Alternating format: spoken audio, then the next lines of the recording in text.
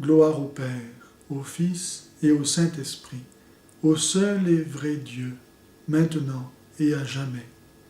Sa paix soit avec vous. Je voudrais vous parler aujourd'hui du mystère de la Sainte Trinité. Dans le contexte plurireligieux, multiculturel dans lequel nous sommes, il est tentant, en effet, pour les chrétiens de se fondre dans le chaos indifférencié, le magma impersonnel où chacun est invité à perdre son identité, sous prétexte que cela gommera les différences et les sources d'opposition possibles.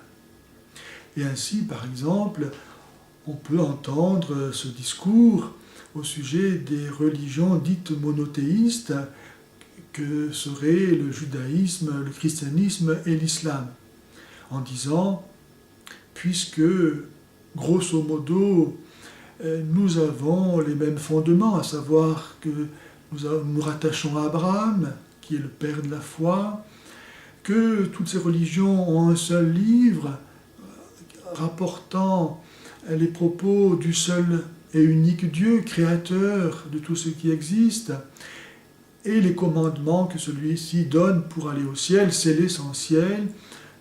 À quoi bon mettre l'accent sur ce qui nous distingue et nous divise et nous oppose?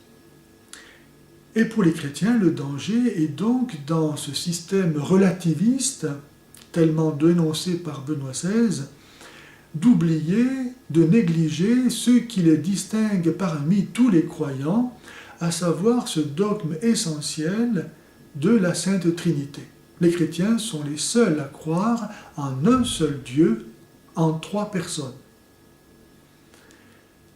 Et pourtant, toute la vie chrétienne découle de ce mystère de la Trinité. En effet, s'il n'y a pas de mystère de la Trinité, il n'y a pas non plus de deuxième personne de la Trinité qui se soit incarnée. S'il n'y a pas d'incarnation, il n'y a pas non plus de rédemption. S'il n'y a pas de rédemption, il n'y a pas non plus d'église. S'il n'y a pas d'église, il n'y a pas de sacrement. S'il n'y a pas de sacrement, nous ne recevons pas la grâce et la vie éternelle, et donc nous ne sommes pas sauvés. Ainsi, toute la vie chrétienne découle de ce mystère de la Sainte Trinité. Et toute la vie chrétienne est ordonnée au mystère de la Sainte Trinité, puisque le but de notre vie, c'est de vivre dans la communion, dans l'intimité, avec chacune des trois personnes divines, qui sont un seul et même Dieu.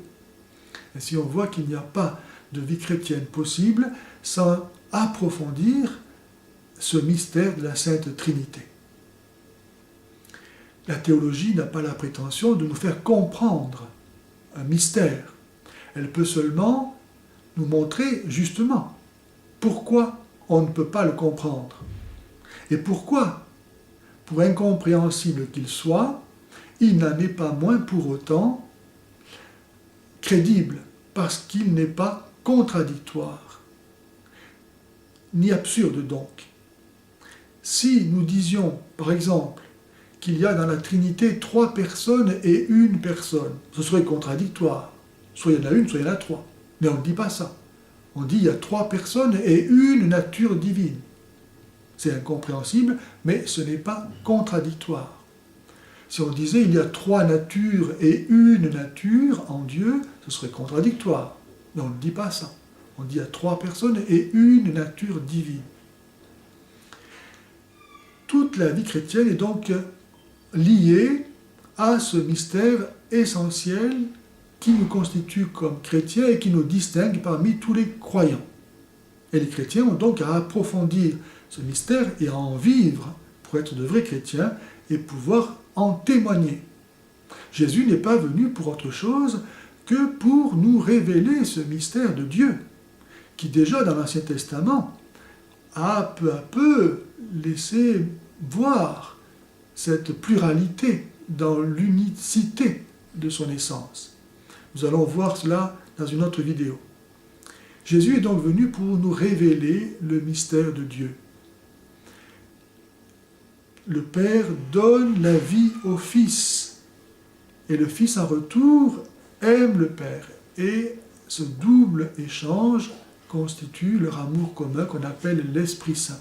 Et le but donc de la création, ce n'est pas autre chose que de permettre à l'homme de recevoir la vie du Père dans le Fils par la puissance de l'Esprit Saint.